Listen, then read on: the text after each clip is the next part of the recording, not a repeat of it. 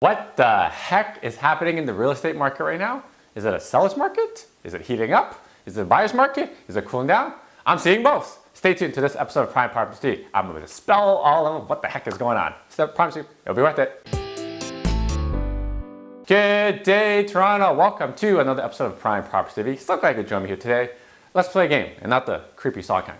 I'm going to show you a bunch of media headlines, and you try to determine what the heck is going on in the real estate market. You let me know whether you think it's a buyer's market or seller's market. So you got on this side, you got headlines that say this: GTA home sales down 13% between April and May. GTA home sales take a hit. Toronto housing market cools down in May. Toronto condo downtown market slips. Again, hardly anybody is buying Toronto condos right now. See, there's a lot of things that's out there right now, and some of it's meant to be deceptive, and up for interpretation, except for maybe the first one over here that actually gives you some numbers. Then you got headlines over here that say things like this: Toronto home prices hit all-time record high. Frustrated buyers bid $172,000 over asking for East End townhome. That's a lot of money. Toronto housing demand to stay strong. Canadian luxury real estate market is thriving. Then you got Canadian commercial rents that are soaring for offices, right? See, if I quickly Google the Toronto real estate market, this is exactly what I'm bombarded with. These are the headlines from last week. So which is it, right? Is the market hot or is the market cold? Buyer's market or seller's market? You see, it really depends on what angle you want to tell the story from, which perspective per se. You can write any headline using any kind of number and spin it any way you really want. Really, what I think is the headline tells more about the person writing it than what the actual stats say, because it's always up for interpretation. You need to add context to the number so that it actually makes sense. And I've said this countless times before. Media headlines are designed to attract eyeballs to ads to generate money, which is subjective because it really depends on whatever narrative the person writing it wants you to read that attracts the most eyeballs to generate the most money, right? And here's a fun fact. My clients who do actually do some of the writing in the media, they don't actually make the headlines or the titles. They write the content, and then the editor picks the headlines and writes it and to maximize the eyeballs for ads, right? That's how it works. So which is it? Is the market hot or is it cold? Here's my take. The market is still a very strong seller's market, but it's not as crazy as once it was 2 months ago back in March 2021. Now, this is the type of real estate content you enjoy. Be sure to help us spread the knowledge out there by smashing that like button and subscribing to the Prime Property channel. You can do so by the link below and sharing this video to everybody that you know.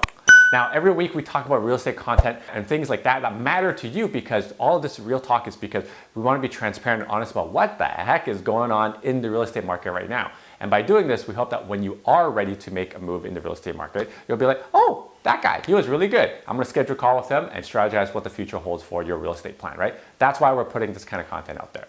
Now, back to what we're saying. Here are the numbers of what actually the market is, just regardless of however the media headlines want to submit.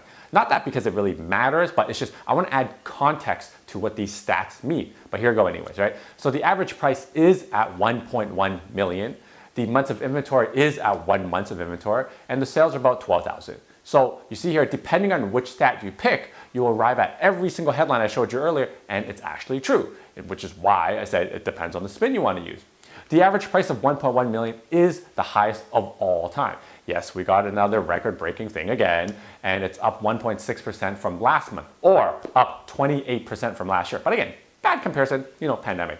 But if you have a look at the chart over here, I ranked each month in order of highest price to the lowest price. And the last 4 months were all over $1 million on average, right? You can also see the market is slowing down despite what the average price being, because it's the highest right now, but the last 3 months actually had less inventory, meaning that we were less than 1 month of inventory.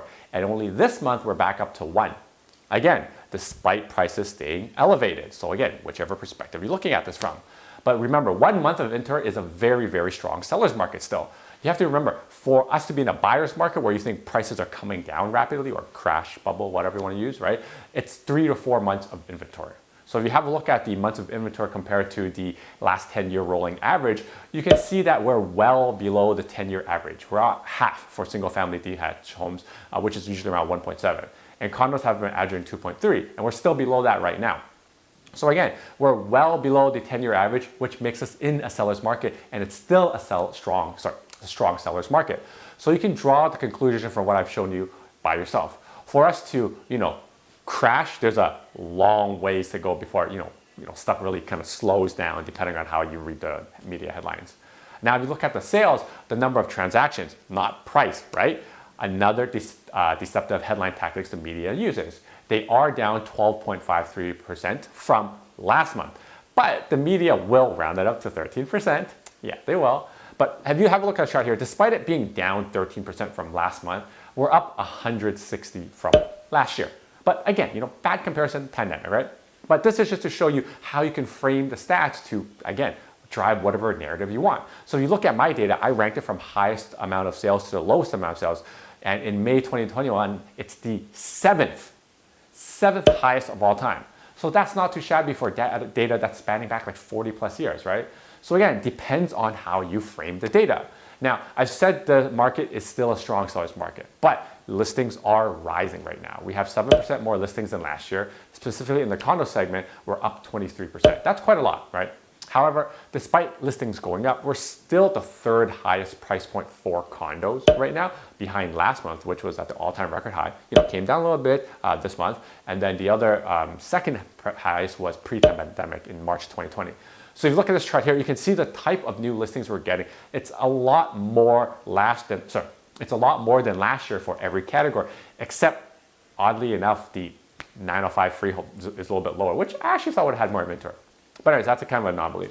Here's another set of data for you to look at.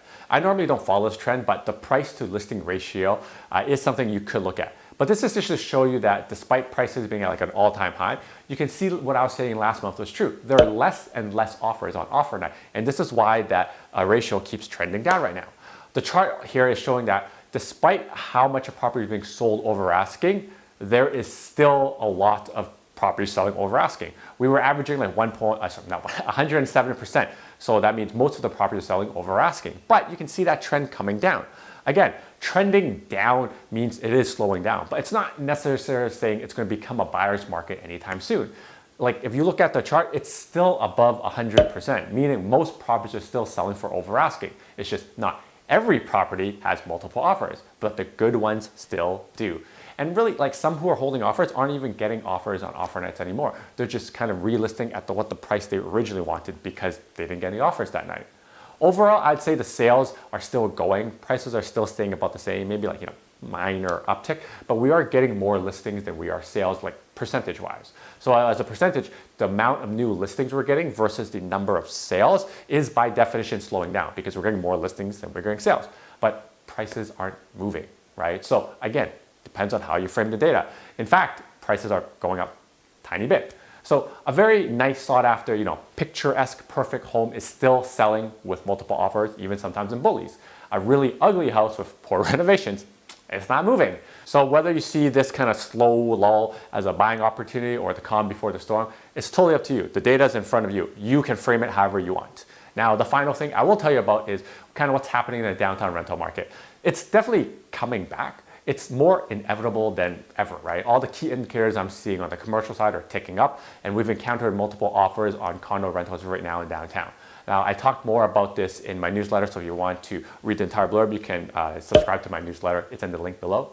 Here's one of the charts I shared in my newsletter. You can see that the monthly rent in downtown Toronto is going up. It's by no means where it once was like before the pandemic, but it's trending the other way now for the last 2 to 3 months. That's kind of basically it. But if you want to check out more, check out my newsletter. So hopefully this gives you an idea of what the heck is happening in the Toronto real estate market. If you're looking to make a move and want to see whether you should act now or wait, you can book a call with me using the link on the screen right here. It's www.chadzen.com. Until next time, your move, your future. See ya. Now that you're done watching this one, how about this one? Oh, you know what? This one's good too. Ooh, this one's really good. You know what? Just watch them both.